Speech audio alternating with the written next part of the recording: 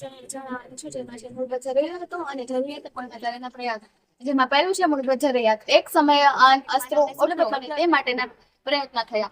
જેમ જેમ નાગરિકો મુક્ત શ્વાસ લેવા માંડ્યા તેમ તેમ શિક્ષણ, આરોગ્ય, શુદ્ધ હવા, શુદ્ધ પાણી તે બધું પ્રેમક સૂત્રમાં ઉમેરતા ગયા. દરેક નાગરિકને પોશાક અને રહેઠાણ માટેની જગ્યા મળે તે પાયાની જરૂરિયાત છે. પણ આ બધી બાબતોને પ્રાપ્ત કરવા માટે નાણાકીય વ્યવસ્થા હોવી જરૂરી છે. આ બધી બાબતોને પ્રાપ્ત કરવા માટે નાણાકીય વ્યવસાય હોવી જરૂરી છે. રોજગારી સિવાય તે શક્ય બને તેમ નથી. તેથી રોજગારીમાં નવા ક્ષેત્રોનું શોધ થઈ પરંતુ તેને અનિવાર્ય બનાવી. હવે જરૂરિયાતો પૂર્ણ કરવાના પ્રયત્નો. સ્વતંત્રતા બાદ આપણી સરકારના વિકાસ માટે વિવિધ યોજનાઓ અને ઔદ્યોગિક ક્ષેત્રે, કૃષિ ક્ષેત્રમાં પરિવર્તનની જરૂરિયાત છે. જેથી શિક્ષણ અને આરોગ્યની સુવિધા ન હતી. બંધારણ પછી આ બધી સુવિધા અને બધાને સમાન અધિકારો આપવામાં આવ્યા છે. સરકાર દ્વારા આપવામાં આવી છે. આ રીતે સમાજમાં સારો વિકાસ થયો એટલે તેને સામાજિક દ્વારા પરિવર્તન કહેવામાં આવે છે. જરૂર પડે છે.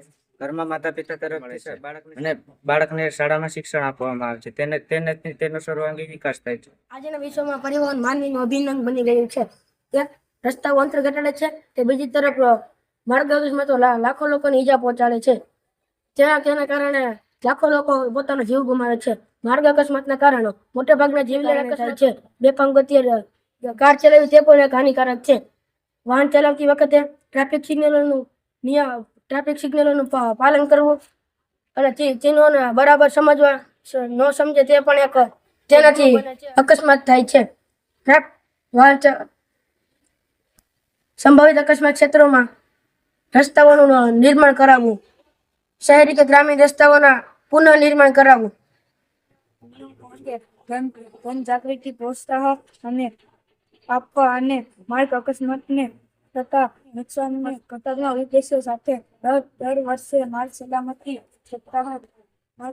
સપ્તાહનું આયોજન કરવામાં આવે છે. માતા પિતા અને શિક્ષકોની ભૂમિકા વિશે થોડીક માહિતી આપીશ. વાલીઓ, શિક્ષકો અને નાના બાળકો માર્ગ સલામતી શિક્ષણ આપવામાં મહત્વની ભૂમિકા ભજવે છે.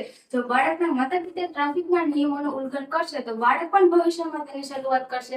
વિકસિત ન થાય તે માટે ડ્રાઇવિંગનું ખોટું અનુકરણ કરતી વિડીયોઝ, કોમ્પ્યુટર્સ ગેમ રમતા બાળકોને માતા પિતા દ્વારા અટકાવવા જોઈએ. બાળકને ટ્રાફિક અને સિગ્નલો નિયમો વિશે થોડી માહિતી આપવી જોઈએ. હું આજે થોડીક સરકારી યોજના વિશે માહિતી આપીશ. આપણે જોયું કે દરેક નાગરિકનું જીવન ધોરણ ઊંચું આવે છે, તેમને પ્રાથમિક સુવિધા મળે છે. સરકાર આ યોજનામાં ઘણા પૈસા પણ ખર્ચે છે. માટે કર ઉઘરાવી આવક તો ઊભી કરે છે. ક્યારે વિચાર કર્યો છે કે તમારા ગામમાં આવતી બસ તમને કેટલી સુવિધાઓ આપે છે? પણ નાના ગામ સુધી આ બસ મોકલવામાં પ્રત્યેક દિવસ કેટલા લાગતા હશે?